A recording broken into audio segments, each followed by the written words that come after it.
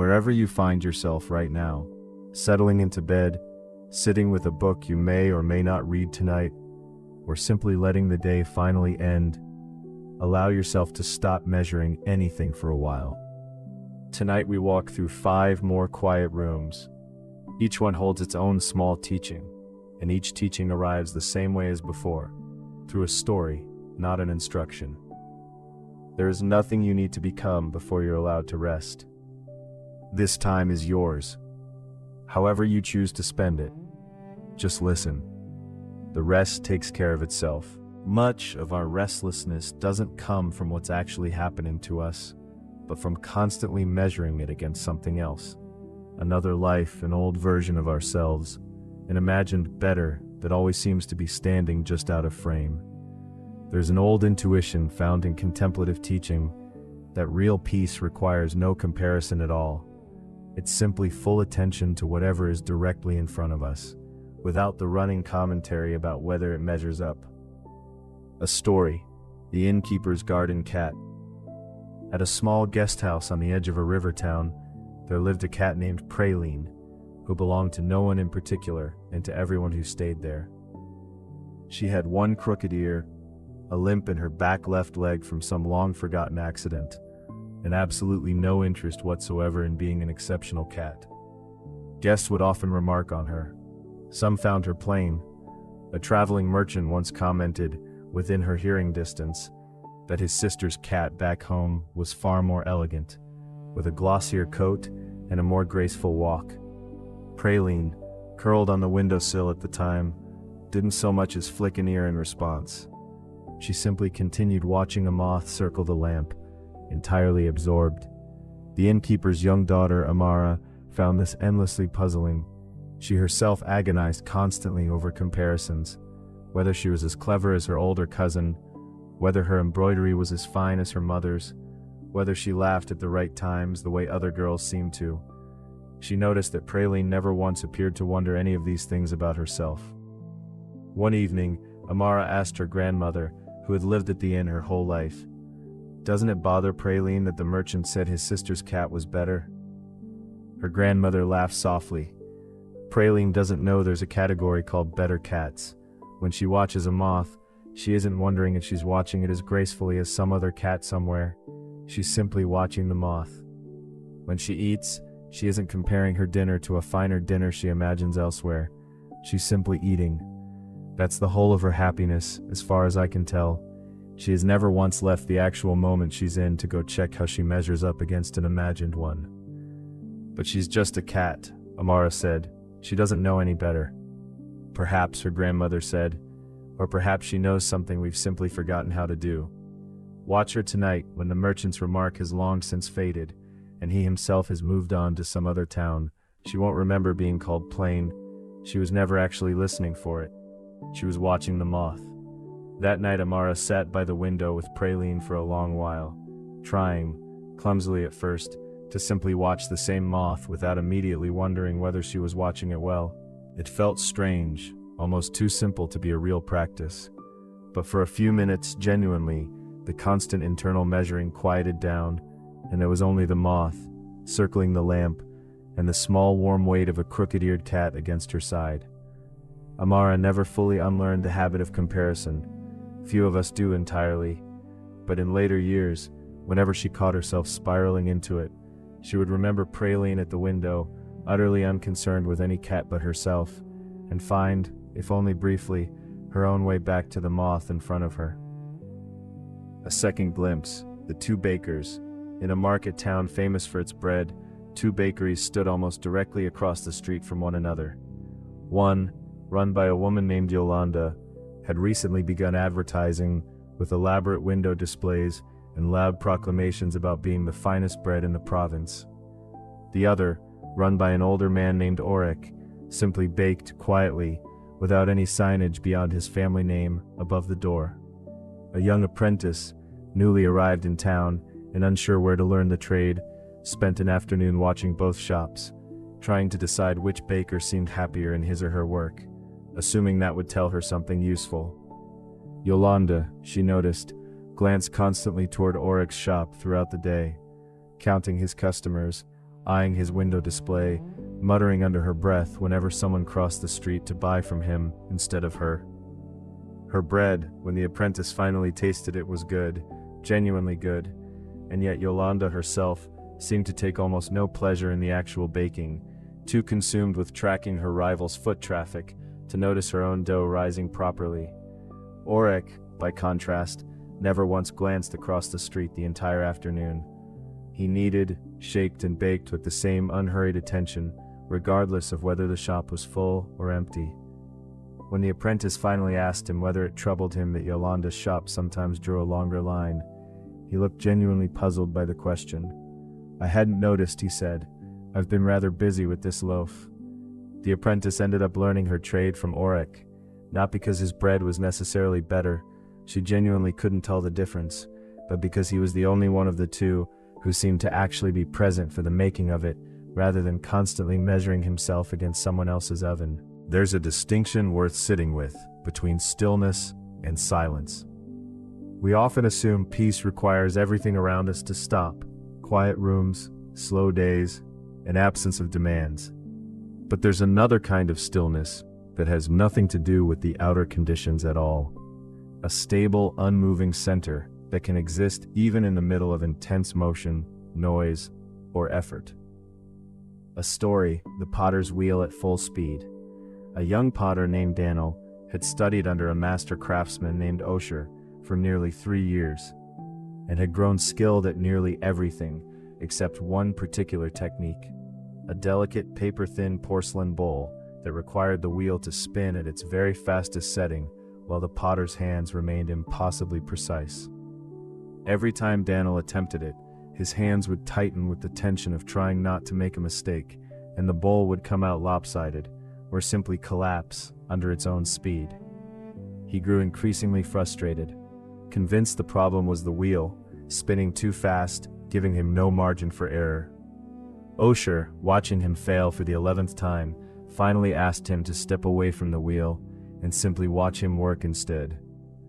Osher's hands, Daniel noticed, moved with the same unhurried quality, whether the wheel spun slowly or at its fastest speed. His shoulders never rose toward his ears, his breathing didn't change, and yet his hands were shaping clay at a speed Daniel could barely follow with his eyes. "How are your hands so calm when the wheel is moving so fast?" Daniel asked. Osher didn't stop working as he answered. "The wheel's speed and my hands' calm are not the same thing, and they don't have to match each other. Watch the very center of the wheel, right at the axle. Even spinning at its fastest, that exact point barely appears to move at all. Everything at the outer edge is a blur, the center is nearly still. So I've learned to work from that center, rather than from the blur at the edge. My hands are close to the clay, which is spinning fast, but the part of me actually guiding them, the part making the small, precise decisions, has learned to stay as still as that axle.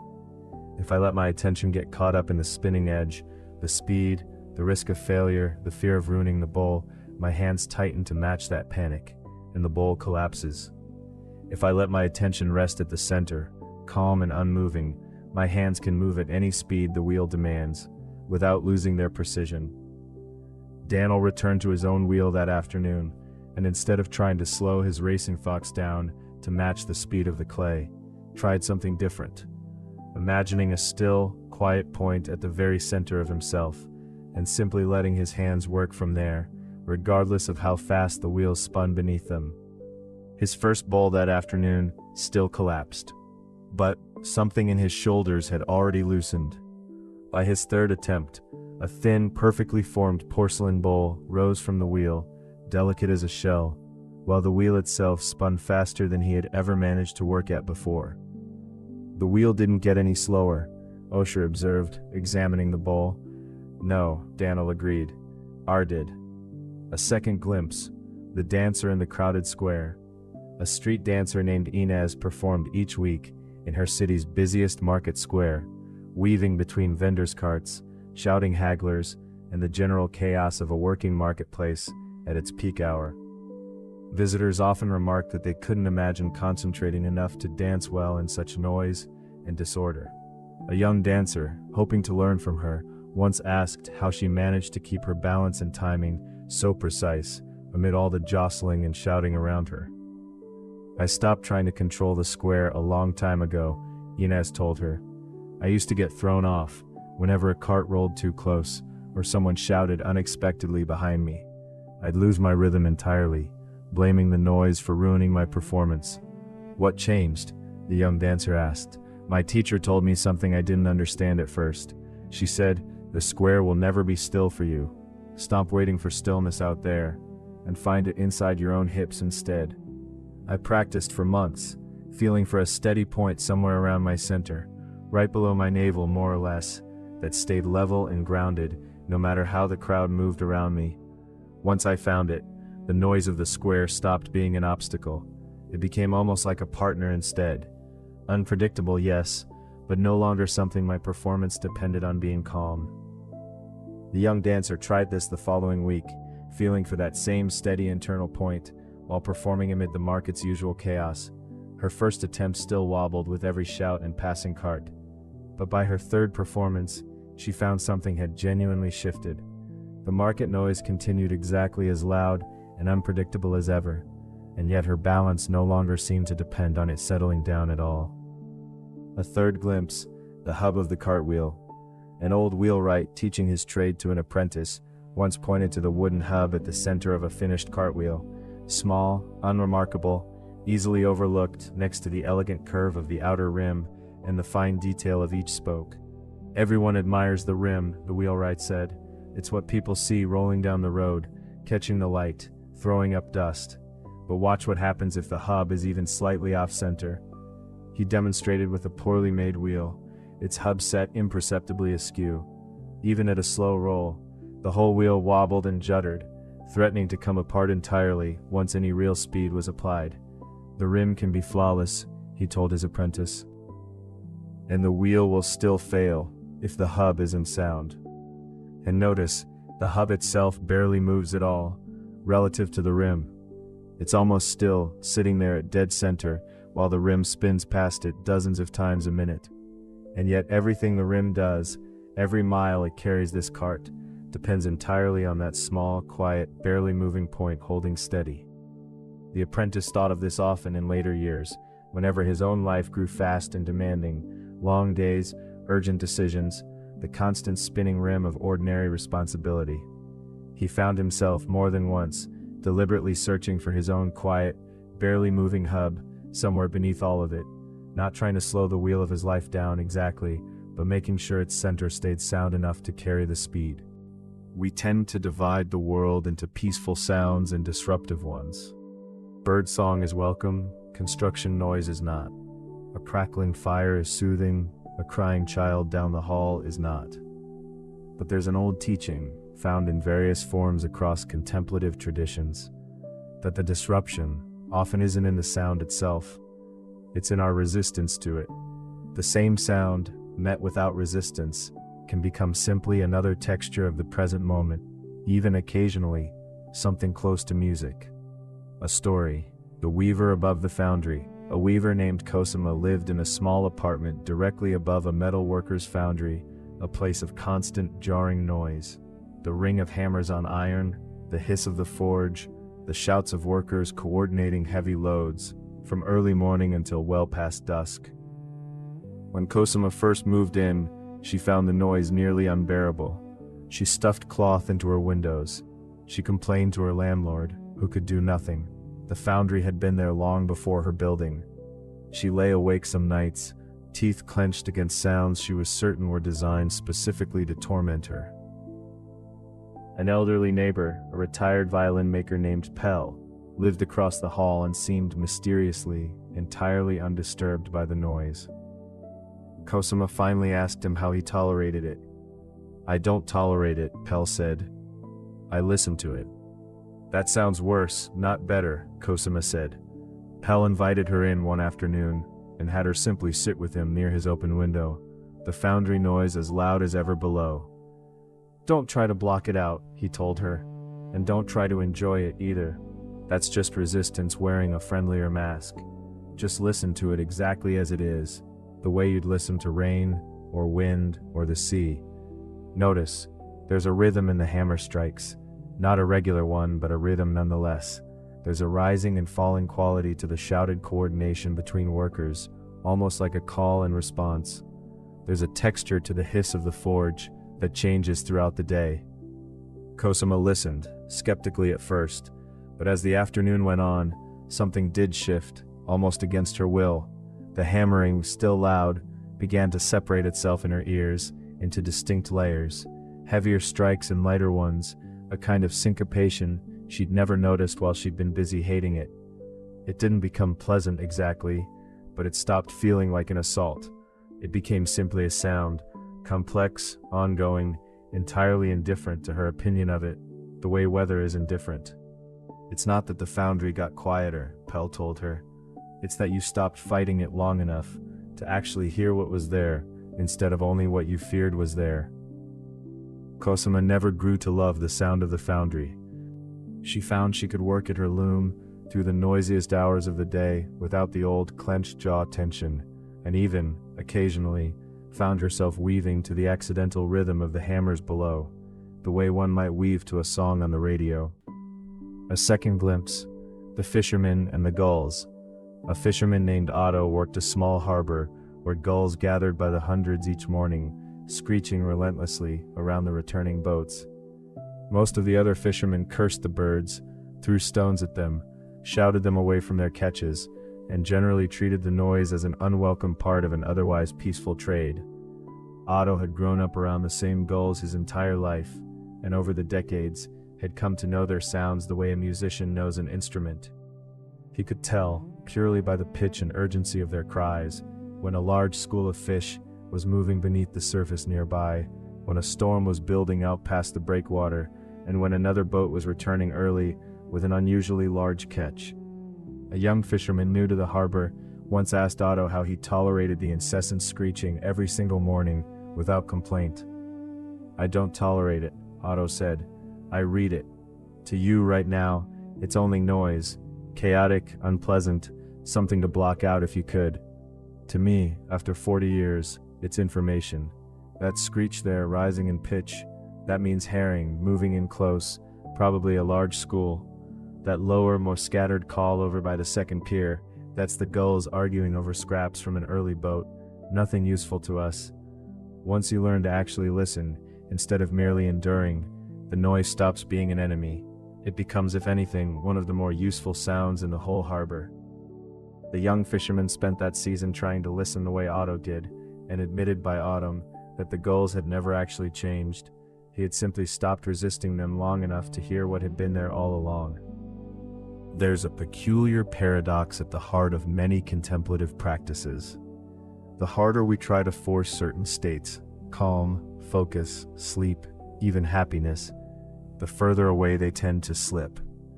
Genuine ease seems to require a kind of effort that doesn't feel like effort at all, closer to allowing than to straining. A story: the archer who couldn't hit the target. A young archer named Tobiah had been the finest student at his academy for years, until inexplicably, he began missing shots he'd made 1,000 times before. The more this happened, the harder he tried, tightening his grip, holding his breath longer, staring at the target with an intensity that made his temples ache. His accuracy only worsened. His teacher, an elderly archer named Ren, who had long since stopped competing, watched him struggle through an entire afternoon of misses and finally took the bow from his hands. "Show me your grip," Ren said. Tobiah demonstrated, gripping the bow as tightly as his frustration demanded. "That's not a grip," Ren said. "That's a fight. You're not holding the bow, you're wrestling it. If I don't grip it tightly, how will I control the shot?" "You won't control it," Ren said. "You'll allow it. There's a difference." He picked up his own bow, old, worn smooth from decades of use, and drew it with a grip so light it seemed almost careless. "Watch my hand," he said. "It's barely holding on at all, and yet the arrow goes exactly where I intended to." He released the arrow. It struck dead center. "How?" Tobiah asked, bewildered. "Because the arrow doesn't need my fear to guide it," Ren said. "It only needs my attention, and a light enough hand that it can actually fly once released." Every time you grip harder out of fear of missing, you're not adding control, you're adding resistance. You're fighting your own arrow before it's even left the string. Tobiah tried it, loosening his grip until it felt, to his mind, almost dangerously careless, trusting the shot rather than forcing it. His first attempt went wide, and old instincts told him to grip harder in response. He resisted the instinct, kept his hand light, and tried again. The second arrow struck close to center, the third closer still. "It feels like I'm doing less," Tobiah said, astonished. "You are doing less," Ren told him. "That's precisely the discovery. Most of what you were doing before wasn't helping the arrow fly true. It was only helping you feel like you were in control, while actually working against yourself the entire time. The bow already knows how to send an arrow straight, the way water already knows how to find its level, the way sleep already knows how to come if you stop chasing it so hard. Your only real job is to stop interfering." Tobiah went on to become one of the finest archers of his generation, known, oddly, for doing less, for how relaxed his hands appeared even during the tensest competitions, as though he were barely trying at all. A second glimpse. The swimmer who fought the current. A young swimmer named Ilsa nearly drowned one summer after being caught in a riptide while swimming near her family's coastal cottage. Panicking, she did exactly what instinct told her to do, swam directly against the current, straight toward shore, exhausting herself within minutes as the water pulled her further out despite her efforts. An older fisherman, watching from a nearby boat, shouted instructions she barely registered through her panic. "Stop fighting it. Swim sideways, along the shore, not against it." Ilsa, on the edge of exhaustion, finally obeyed, mostly because she had no strength left to keep fighting directly against the pull.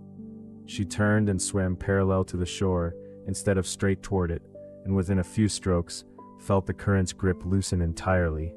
She had swum out of the narrow channel of the riptide, into calmer water on either side, and could then swim back to shore with relative ease. She recounted this story often in later years, usually when advising younger swimmers, but found as she grew older that it applied to far more than water. "The current wasn't malicious," she would say. "It wasn't trying to drown me specifically. It was just an area of water moving faster than the water around it. My mistake was assuming the only way out was to overpower it directly. The moment I stopped fighting it head-on and found the sideways path instead, the very same water that had nearly exhausted me completely stopped being dangerous at all." She would often add, more quietly, "I've noticed the same thing about grief and anger and fear. The current rarely responds to direct force. It responds to finding the sideways path out of its grip." A third glimpse, the key that wouldn't turn. A locksmith's apprentice, still new to the trade, once struggled for nearly an hour with a stubborn old lock, forcing the key harder and harder each time it refused to turn, until finally the key itself snapped off inside the mechanism. His teacher, an old locksmith named Farhan, examined the broken key with a sigh that carried more patience than irritation. "You were fighting the lock," he said, "instead of listening to it." "It wouldn't turn," the apprentice said. "What else was I supposed to do but push harder?" Farhan extracted the broken key fragment with a delicate tool, then held up the lock's mechanism so the apprentice could see inside it. "A lock that won't turn is telling you something specific. A pin caught wrong, dust in the wrong place, a key inserted at a fraction of the wrong angle. It's not asking for more force, it's asking for more attention. Force only works when the alignment is already correct. When it isn't, force just breaks something, usually the very key you needed." He demonstrated with a fresh key, inserting it slowly, feeling for the slightest resistance, adjusting the angle by the barest degree before applying any pressure at all. The lock turned smoothly, almost immediately, with what seemed like remarkably little effort. "You'll find this is true of far more than locks," Farhan told him. "Most things that resist us aren't asking to be overpowered. They're asking to be understood a little more precisely first. The people who break the most keys in this world are usually the ones who never stop to ask why the lock wasn't turning in the first place."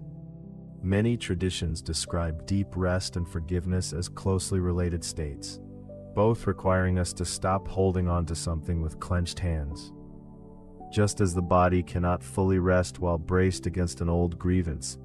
Sleep itself is often described as a kind of nightly forgiveness, a letting go of the day's tensions, a temporary softening of the boundary between ourselves and everything we've been resisting. A story: the blacksmith who slept with his fists closed. A blacksmith named Varden had, years before, been badly wronged by a former business partner, a man named Casimir, who had taken credit for Varden's designs and left him nearly ruined. Varden rebuilt his life eventually, slowly, through sheer stubborn effort, but he never stopped hating Casimir. He thought about him nearly every night before sleep, rehearsing old arguments he'd never gotten to have, imagining confrontations that never came. His sleep, unsurprisingly, had grown poor over the years, shallow, restless, his body tense, even in the depths of the night. His wife once told him, half joking, that he slept with his fists closed, as though ready, even unconscious, to defend himself against something. An old physician who examined him for his chronic exhaustion asked him a simple question: "What are your hands holding on to at night, that they can't seem to open?" Varden didn't understand the question at first. The physician clarified, "I don't mean literally. I mean, what are you still gripping, that won't let your body actually rest?" Varden, after a long silence, told him about Casimir. "Ah," the physician said, "so every night, before your body even gets the chance to rest, your mind spends an hour or more fighting a battle from years ago, with a man who likely doesn't think about you at all anymore, who has moved on entirely with his life, while you keep the argument alive, alone in the dark, every single night." "He deserves to be thought about," Varden said stubbornly. "What he did was wrong." "It was wrong," the physician agreed. "That doesn't change by your forgiving it. But consider, who is actually being punished by these nightly rehearsals? Casimir isn't in the room. He's not losing any sleep over this. The only person whose rest is being disturbed, night after night, for years now, is you. Forgiveness, in this sense, isn't a gift you're giving him. It's simply you finally putting down something heavy that only you have been carrying." Varden resisted this idea for a long time. It felt to him like letting Casimir win twice. But his exhaustion eventually outweighed his pride. One evening, instead of rehearsing the old argument as he lay down, he tried something different. He simply told himself, silently, "I am not going to carry this into tonight." He didn't force forgiveness exactly. He wasn't sure he was capable of that yet. He simply set the argument down, the way one might set down a heavy bag at the end of a long walk, without necessarily forgiving the bag for being heavy. His sleep that night was not perfect, but for the first time in years, he woke without his fists closed. Over the following months, this became a small nightly ritual, setting the argument down before sleep, not because Casimir deserved forgiveness, but because Varden deserved rest. Slowly, almost without his noticing exactly when it happened, the nightly rehearsal grew quieter, then intermittent, then eventually rare. He never spoke to Casimir again, but he stopped needing to, in his own mind either. His wife noticed one morning that his hand had been open all night, resting loosely on the blanket. She didn't say anything. She simply noticed, and was glad. A second glimpse: the two sisters and the inheritance. Two sisters, Marta and Dovia, had been estranged for over a decade following a bitter dispute over their late mother's small inheritance. A modest house, a handful of jewelry, an old disagreement about who had cared for their mother more faithfully in her final years. Neither sister had spoken to the other since, though both lived within an hour's drive of one another, and both, if pressed honestly, had grown quietly exhausted by the distance. Marta's daughter, grown now herself, finally asked her mother one evening why the estrangement had lasted so long, when neither woman seemed particularly happy about it. "Your aunt was wrong," Marta said simply. "She took more than her share, and never apologized." "Has holding on to that made you happy these past 11 years?" her daughter asked. Marta had no ready answer. She realized, turning the question over honestly, that she thought about the old dispute nearly every week, still rehearsing arguments she'd never gotten to finish, still composing letters she never sent, still carrying, in some quiet corner of her chest, an old grievance that had outlasted any practical purpose it once served. "I don't know if I can forgive her," Marta admitted finally. "It still feels unfair." "Maybe you don't have to decide that tonight," her daughter said gently. "Maybe you could just call her. Not to forgive her exactly, just to stop carrying the argument alone every single week for something that happened over a decade ago." Marta called her sister the following Sunday.